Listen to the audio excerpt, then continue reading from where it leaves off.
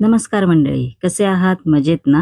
आज आपण मस्तपैकी अशी चविष्ट मटर पनीरची भाजी कशी करायची ते पाहणार आहोत. चला तर रेसिपीला सुरुवात करायची आहे.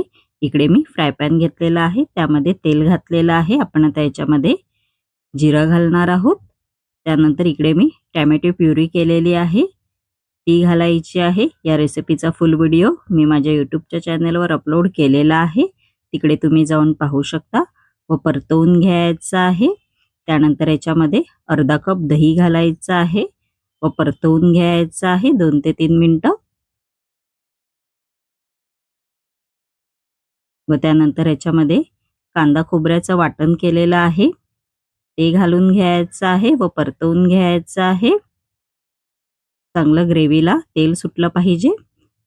बघू शकता असं तेल सुटलेलं आहे ग्रेव्हीला. आपण आता याच्यामध्ये थोडंसं पाणी घालणार आहोत व मसाले घालून घ्यायचे आहेत. धणे पावडर घालायची आहे, हळद घालायची आहे, लाल तिखट मसाला घालून घ्यायचा आहे, गरम मसाला घालायचा आहे व परतवून घ्यायचं आहे चांगलं.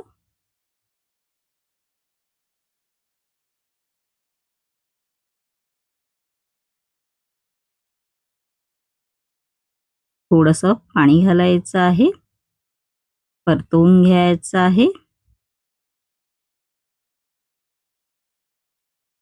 एक उकळी आणू द्यायची आहे ग्रेव्हीला. उकळी आलेली आहे. आपण आता याच्यामध्ये उकडलेले मटार आहेत ते घालायचे आहेत आणि पनीर इकडे मी शॅलो फ्राय करून घेतलेले आहेत, ते घालणार आहोत त्याच्यामध्ये व परतवून घ्यायचं आहे 2 ते 3 मिनिटं. त्यानंतर याच्यामध्ये आपण चवीनुसार मीठ घालायचं आहे व परतवून घ्यायचं आहे 2 ते 3 मिनिटं. शिजू द्यायचं आहे. मस्तपैकी आपली अशी वेगळ्या पद्धतीची मटर पनीरची भाजी तयार झालेली आहे. माझी ही रेसिपी जर तुम्हाला आवडली असेल तर नक्की माझ्या चॅनलला लाईक, शेअर अँड सबस्क्राईब करायला विसरू नका. धन्यवाद.